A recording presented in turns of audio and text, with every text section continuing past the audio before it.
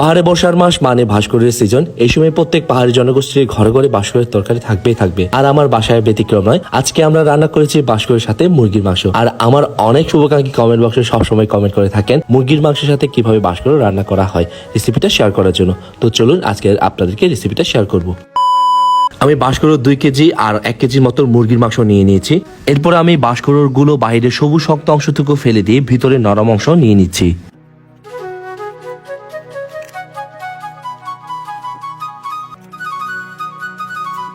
আমার সাথে আছে আমার এক ছোট ভাই, সেও খুব এক্সপার্ট ভাস্কর পরিষ্কার করার জন্য। দেখতে পাচ্ছেন তার নরম হাতে এত সুন্দরভাবে ভাস্কর পরিষ্কার করছেন যে অবাক করার মতো। বেশ হয়ে গেল ভাস্করগুলো সাইজ করা। এরপরে আমি পুড়িয়ে রাখা মুরগির মাংসটা সাইজ করব। চামড়া পুড়িয়ে রাখা মুরগির মাংস খেতে আমরা পাহাড়িরা খুব বেশি পছন্দ করি। মাংস বড় সাইজ করলেও ভালো লাগে না খেতে, মশলা কম ঢুকে। আমি মিডিয়াম পিস করে নিয়ে নিলাম এবং পুড়িয়ে রাখা মুরগির মাংসটা সাইজ করার পরে 3-4 বার পরিষ্কার পানিতে ধুয়ে নিয়ে নিলাম। মুরগির মাংসটি খাওয়ার জন্য উপযুক্ত করলাম। মুরগির মাংসতে ধোয়ার পরে সাইজ করে রাখা কচি ভাস্করগুলো ধুয়ে নিলাম এবং বাছুরের দিক মানে লম্বা করে রাখা কচি দগাগুলো 2 ফালি করে নিলাম, যাতে করে মশলাগুলো ভিতরে ঢুকে যায় এবং খেতে খুব মজাদার হয়। এই রান্নার জন্য সাহায্য করছে আমার এক ছোট ভাই। সে লাকড়ি চুলাতে খুব সুন্দরভাবে জ্বালিয়ে হাঁড়িতে পানি দিয়ে গরম করতে দিল ভাস্করগুলো সেদ্ধ করার জন্য। পানিতে বলক আসতে শুরু করলে সাইজ করে রাখা ভাস্করগুলো গরম পানিতে দিয়ে দিব হালকা সেদ্ধ করার জন্য। পাকটা দিয়ে দিলাম। আর এদিকে আমার ছোট ভাই পেঁয়াজ কুচি, আদা রসুন বাটা যা কিছু লাগবে ইনগ্রেডিয়েন্টস সবকিছু রেডি করে দিয়ে দিল।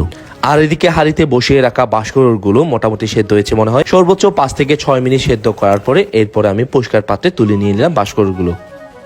এখন যাব মেন রান্নায়। লাকড়ি চুলার রান্না আমার ভীষণ পছন্দের খেতে, তরকারি স্বাদ দ্বিগুণ হয়ে থাকে। আপনারা কে কে পছন্দ করেন লাকড়ি চুলার রান্না আমাকে কমেন্ট করে জানাতে ভুলবেন না। হাঁড়ির পানি শুকিয়ে গেলে পরিমাণ মতো তেল দিয়ে দিব। তেল সিদ্ধ হয়ে আসলে বেটে রাখা মশলাগুলো সব দিয়ে দিব, পেঁয়াজ কুচি, আদা বাটা, রসুন বাটা সবকিছু।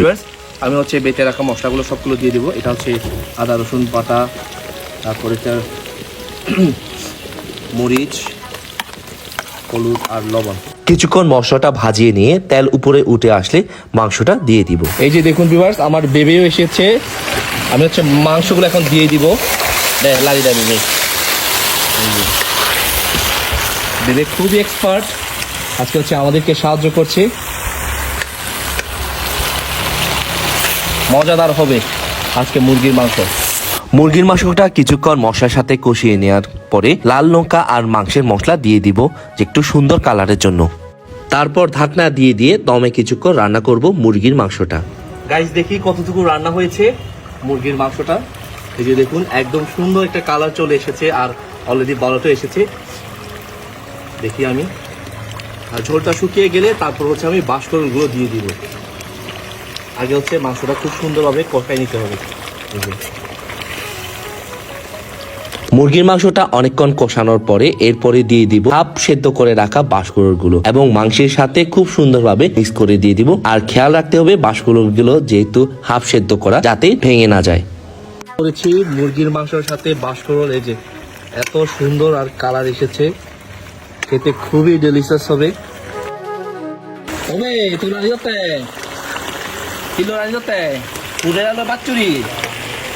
ও বাবারে বাচ্চুরি লই মজা হবা মজা।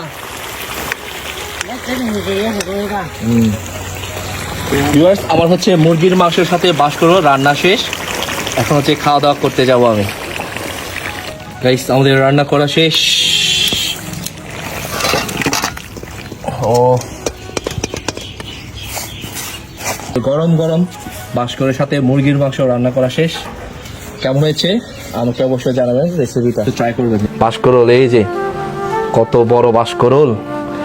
আপনারা তো ভাই অন্যজন আপনাদেরকে বাঁশ দেয়, আমরা নিজেরাই বাঁশ খাই। ধরে কদম বাঁশ দিয়ে আজকে খাতিরদারি। কি বলো ভাইয়া? অনেক সুন্দর হয়েছে তরকারি, অনেক সুন্দর হয়েছে নি। এই যে পাহাড় এলাকার বাঁশ, আমরা বাঁশ খাই।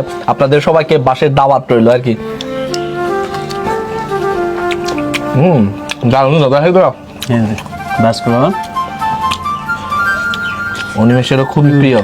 এত স্বাদ হয়েছে, কয়া লাভ নাই, এত যে দারুণ হয়েছে ভাস্করটা।